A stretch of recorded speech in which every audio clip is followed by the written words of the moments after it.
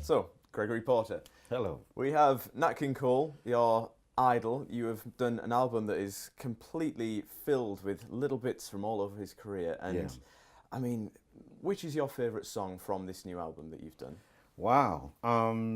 That's difficult because each one of the songs mean something to me and have a different significance. But Nature Boy is always one of my favorites. I love the ending line. The greatest thing you'll ever learn is just to love and be loved in return. I think, that's a tidbit of a message that you can, in a way, live your life by. But also, musically, it's something that's influenced me. I find myself writing songs, trying to achieve a similar message in the outtake of a song. What do you leave the listener with? What do they feel like when after they've listened to your music? So, and I'm always trying to achieve that Nature Boy feel. Sure, Yeah. absolutely. I mean, love as a concept is. I mean, there's a song called "Love" on the album. But Yeah. it's a really big sort of theme in all of your music. Yeah. Why do you find that important to sort of give that to people? Is that part of leaving them with something at the end? Yeah, of the personal. It's my personality. I think for me, music has been such an important part of my life in terms of, fortifying my emotions, solidifying, my love for my family, my mother, my culture, even my beliefs, my politics. All of it has been contained in the music. And so this idea of irrepressible love that won't die, in spite of the struggles and everyday troubles that we have in life. I think for me, music has been this thing that fortified my love. And so that's kind of what I want to do with my music. I want to do with music what music did to me, what Nat's music did to me. Absolutely. You've got sort of music as this force for perseverance and it helps you push through. And that must be quite important to you because success came a little bit later in life than it does for some people for you. Yeah. And how did it sort of keep you going in that way? And do you think that shows other people that there's always a chance if they just keep on working? Absolutely. I think there were times when I was, performing in, small restaurants in New York City, and you could hear forks on plates and the ting of wine glasses, more than you could hear my unamplified voice in a dark corner. So there were some moments where I could have got discouraged, but I think those moments make everything that's happening now very sweet. It makes Glastonbury sweeter. It makes the Royal Albert Hall sweeter. It makes touring around the world with my band 300 days a year tiring but sweeter. When you were in these small venues and things, it was just you and sort of maybe a single instrument and things. Yeah. Today, the latest album, backed by a full orchestra, Yeah. you've been playing with a full orchestra. How is that sort of, how does that inform the music, and how does that feel to sort of go from just a small outfit to such a big ensemble? I like the idea of the amplification of emotion. The great arrangements done by Vince Mendoza and expertly played by the orchestra is they really take my feelings and emotions and put it into these, extraordinary waves of sound. And I get to surf and float on top of those waves of sound. And it's an extraordinary thing. And it really, to be honest, I don't think there's a singer out there that doesn't want to or at some point in their career perform with an orchestra. And this music in particular, I always wanted to wait for an orchestra recording in order to do it because for me the emotion is that big. I think the music is that important to me. It's the music of my mother. It's the music of the environment of my household growing up. It's also the music that I listen to and still listen to throughout my life. It's part of me. So yeah. The songs on the album, I mean, there are all these covers of Nat King Cole songs, but they're not necessarily versions that we'd recognise. You have put your unique spin on them. Yeah.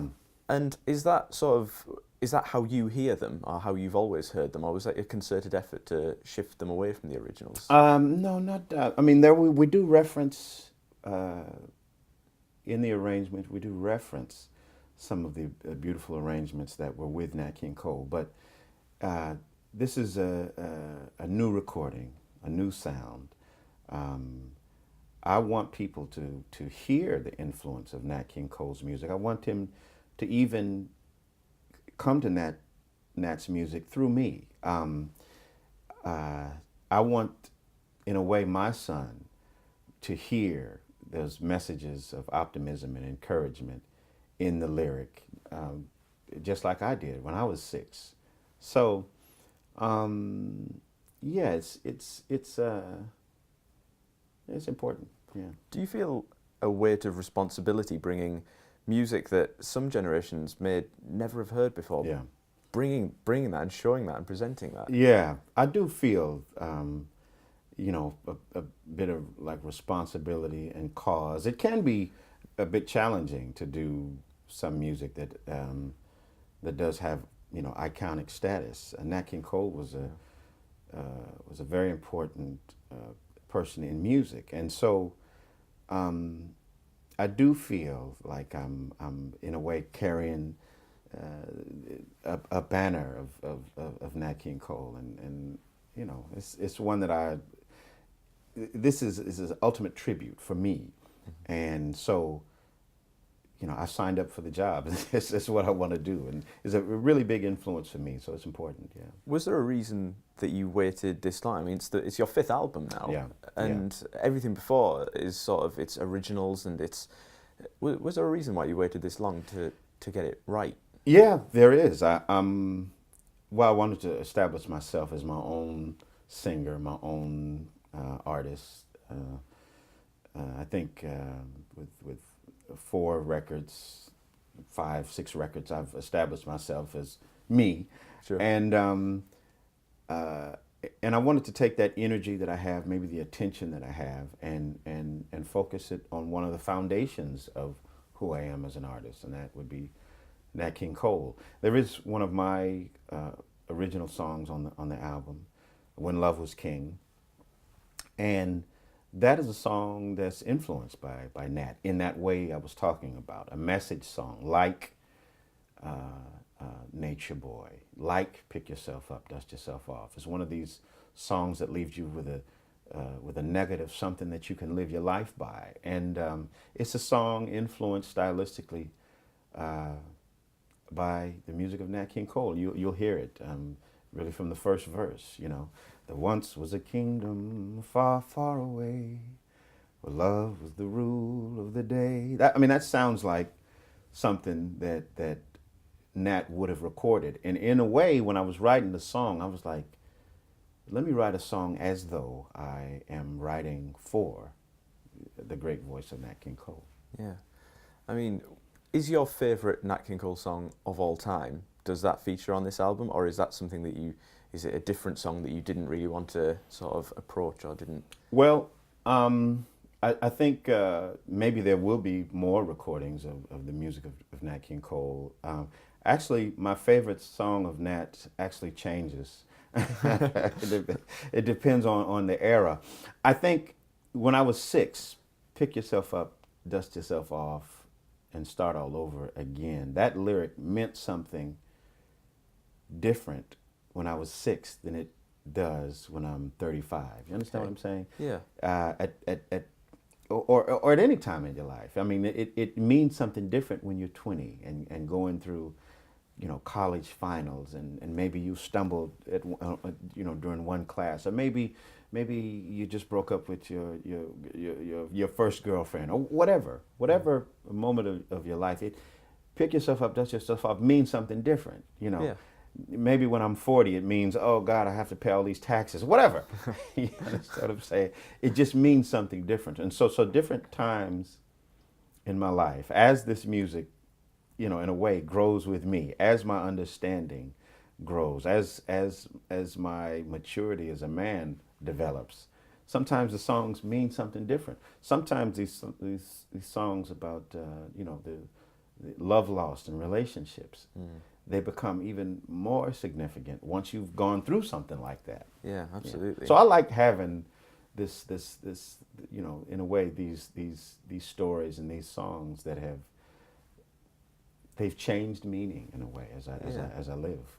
I mean, you speak about developing as a man, as a person, and you said how before this album came out you wanted to establish yourself as an artist. You've got a very signature style in terms of like how you dress. How did you develop the style, and why do you think it's so important to be quite smart? You dress reasonably smart all the time. Why do you think it's important to present yourself that way? Personal style, yeah. I think you know, dressing a certain way can make you feel a certain way. Sometimes I'll you know, just to make myself feel better, I'll put on a shirt and a jacket, and I'll have some tea in my living room. I'm not going out to see anybody, you know. And but I don't know, it just feels good, you know. Makes you feel better. Yeah. I maybe I'm, you know, to try to live some you know, idealized life that I've seen on a Nat King Cole album cover, but it feels good. And finally, I mean, the album comes out next month, and Christmas is coming up then. Yeah. Do you hope that your version of the Christmas song will join sort of the ranks of the Christmas songs that we pull out every year and we play? I hope so. I hope so. I mean, I'd be delighted. You know, after you've played Nat King Cole's Christmas song, maybe an hour later you can play Gregory Porter's Christmas song, and it still gives that feeling and energy of the season starting. You know, because quite frankly, it's not Christmas time in my house until I smell spices coming from a sweet potato pie and the music of Nat King Cole. Wonderful. Thank you very much. Thank you. Gregory Porter. Pleasure.